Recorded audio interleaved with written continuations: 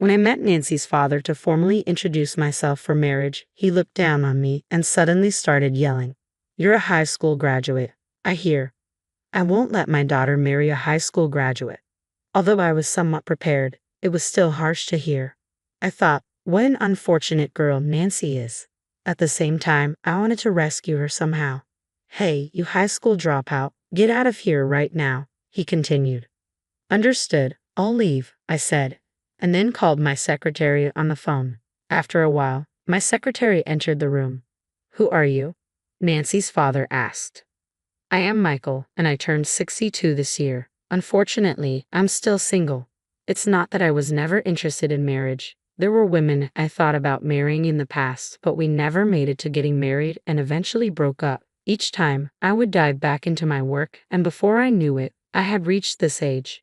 To be honest, now I'm more concerned about finishing up my time at the company rather than getting married. The company I'm currently with is performing quite poorly.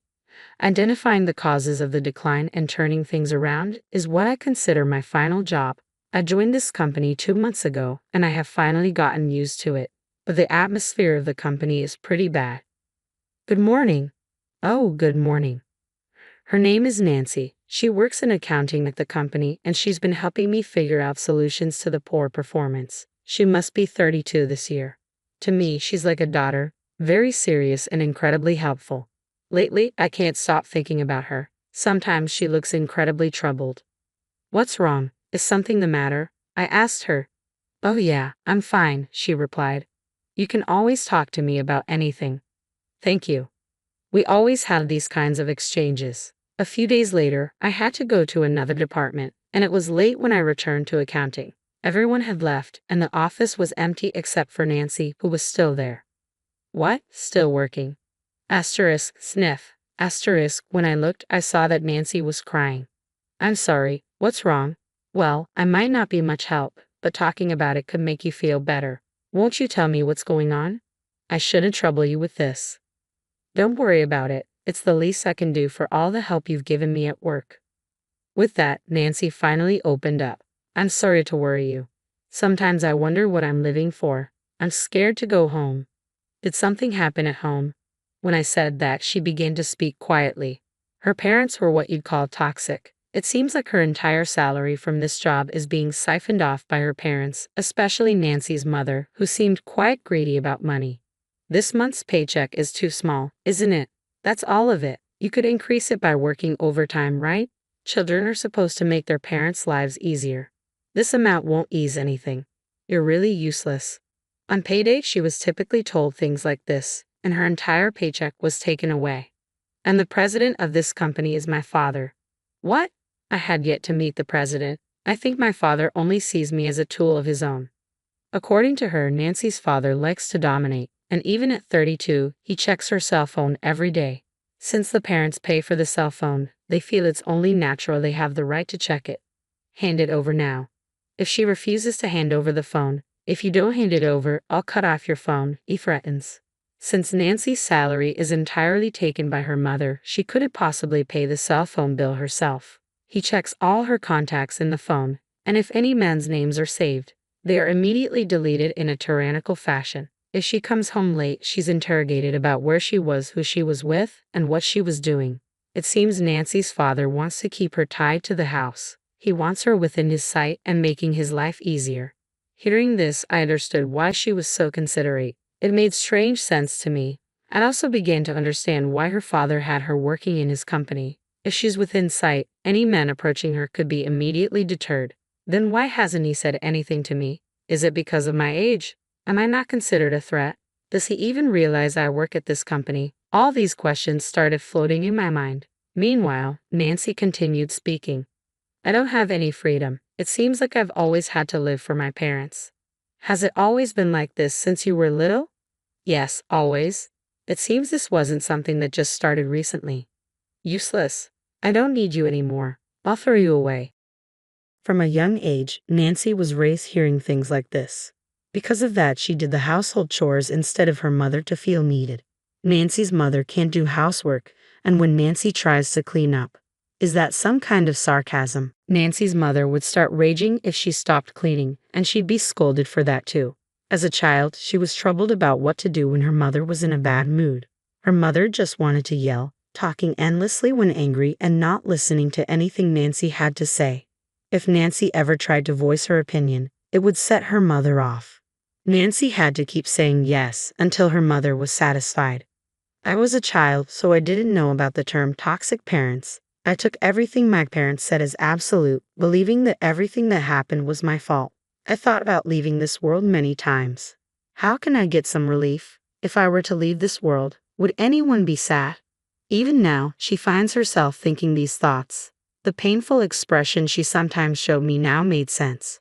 I see, it's been tough, huh? And still is, Nancy replied, a bit teary-eyed. I do have a dream, even someone like me. What kind of dream? It's been my dream since elementary school to live on my own, to live alone.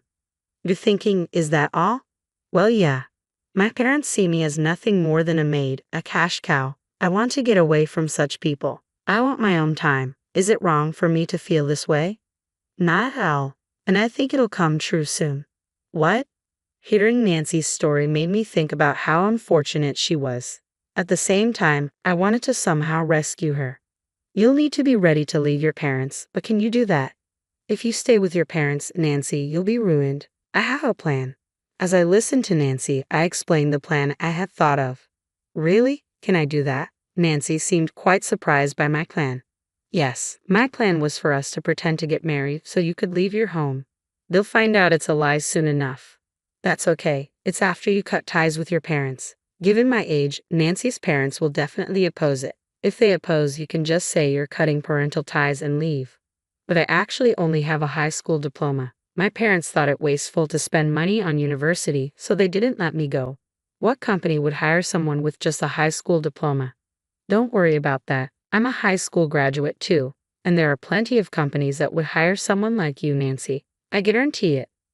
I had been working with Nancy for about 2 months. Seeing her work, it's hard to believe she learned accounting on her own. I was convinced she was a valuable asset. A few days later, the day came to meet Nancy's parents. Nancy had been worried ever since. It's up to you, Nancy. If you're really ready to cut ties with your parents, you'll be fine, I kept reassuring her. Entering Nancy's house, I greeted her parents. Both of Nancy's parents had a brash demeanor, nothing like Nancy. What brings you here today? Her father asked. Yes, I'm considering marrying Nancy. Don't joke with me. As soon as I said that, he began to yell. I've heard about you. You're a high school graduate, I hear. I won't let my daughter marry a high school graduate. Apparently, Nancy had told her father. That was exactly what I had anticipated. Nancy, you're being deceived by this high school dropout, aren't you? And how old are you? I'll be 62 this year. 62? Absolutely not. There's no way I can approve of a 62-year-old high school graduate. You must not be good for much anyway. What's good about a poor-looking man like that? I was somewhat prepared, but it was still harsh to hear. If you won't approve of the marriage, then we'll have to sever our family ties. Nancy, I won't allow you to leave home. You're the high school dropout. Get out of here. Understood. I'm leaving, and I'm taking Nancy with me. Saying that, I called my secretary on the phone. After a while, the secretary came in. Who are you? President, are you back? Oh, President. There's no way this poor-looking high school dropout could be a president. Which company is this? Watch your mouth. Who do you think you're speaking to? It's unbelievable, but you don't know, do you? If you don't know, let me enlighten you. This man is the president of your parent company. There is no room for rudeness. I can understand why they wouldn't recognize me. After all, I only became the president 3 months ago. That's enough. I'm sorry, but could you help Nancy with her luggage? Even the president can be too subtle. You should have just told them straight, Nancy said. So, I'll be taking Nancy with me. Nancy's parents were frozen by the secretary's words. I had forgotten to tell Nancy as well, so she seemed quite surprised. Oh right, your company's performance has been so poor that I had to conduct an internal investigation. I'll decide what to do about it soon. What do you mean, decide what to do? Exactly what I said. What will happen to me? Are you more concerned about yourself than the company and your employees? From what I've seen, you have excellent employees, which surprised me. Despite that, there's no growth in performance. I've concluded that it's because you are too autocratic. You understand what I'm saying, right? Be prepared. That's ridiculous. You? What are you going to do? I don't want this. Can we do something about it? Do something like what? Maybe find a position at a related company? I can't do that as a high school dropout. Where's that energy you had just a moment ago? If you had the power you were showing while yelling at me, you could make it anywhere. But please, somehow, it's always about you, isn't it? I'm at a loss for words. I'm going back. If you need me, I'll be at the office. With that, I tried to leave Nancy's house in a panic. Nancy's mother came out. Nancy, what about your mother? Are you leaving me too? Have you forgotten all I've done to raise you, you ungrateful child? Just let me be free for once. Haven't I always done as you asked until now? Don't bother me anymore. What about the money? You'll send money home, right? I later learned that although Nancy had been handing over her entire paycheck, she had been given a small allowance. This allowance was barely enough to cover her basic personal needs. I've been giving you money faithfully every month, haven't I? Take care of your own living expenses. Isn't it natural for children to take care of their parents? You're abandoning that responsibility. Yes, that's why I'm saying I'm cutting ties. How am I supposed to live now? It seemed Nancy's parents had always lived selfishly. As long as they were comfortable and secure, that was all that mattered. Nancy was never included in their comfort. They never got involved in anything inconvenient or troublesome. All these inconveniences and troubles had been pushed onto Nancy. That's what led to this situation. I thought that these toxic parents would only be a hindrance to Nancy's future. A parent shouldn't be allowed to crush their child's future. I had told Nancy to be firm and clear in her convictions. From the conversations I've heard, Nancy's resolve seemed firm. Goodbye. I don't expect we'll ever meet again, so take care. With that, Nancy conveyed her message to her mother and came towards the car where we were waiting. It was the moment Nancy truly became free. Thank you so much. I feel incredibly relieved. Any regrets? None at all. It was the first time I had seen Nancy smile like that. I felt it was worth enduring the harsh things Nancy's parents had said to me. Even I was hurt by being spoken to like that. Afterward, we headed to the apartment where Nancy would be living. I had already arranged a lease for Nancy's apartment beforehand. I had also prepared a new job for her. Really, thank you for everything. But I was surprised to learn that you, Michael, are the president of the parent company. I wasn't hiding it. There just wasn't a need to bring it up.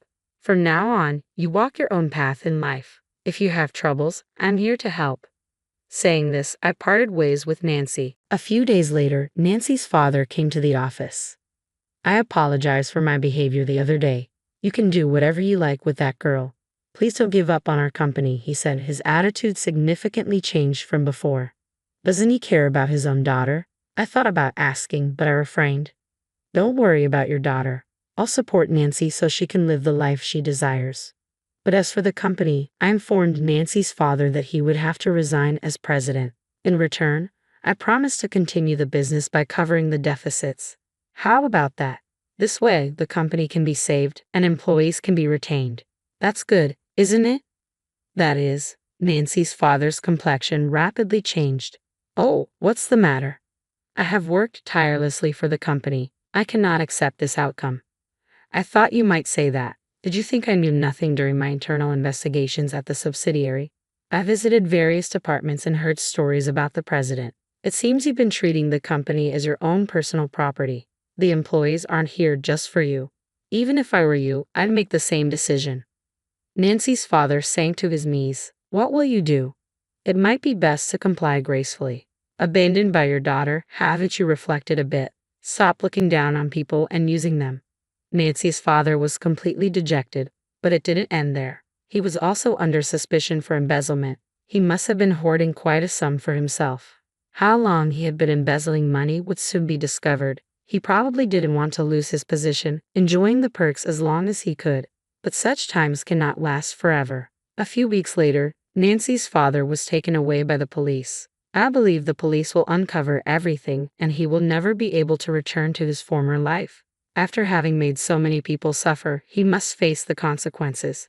As for Nancy's mother, she disappeared around the same time her husband was taken by the police.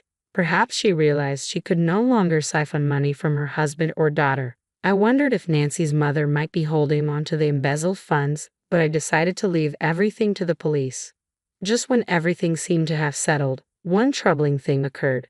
When I returned home, Nancy was waiting at my doorstep. Welcome back. What? You came again? Haven't you had dinner yet? I came to cook. Honestly, I appreciate it, but I'm concerned about what the neighbors might think with such a young woman frequently entering my house. But you said you'd marry me, didn't you? No, that was just a lie to get you out of that situation. What? That's terrible. You played with my feelings. It felt like I was being completely toyed with. Aren't I too old for you? That doesn't matter. She didn't seem to care at all about what I was saying. I couldn't tell anymore what was serious and what was a joke. Lately, she's been coming over almost every day.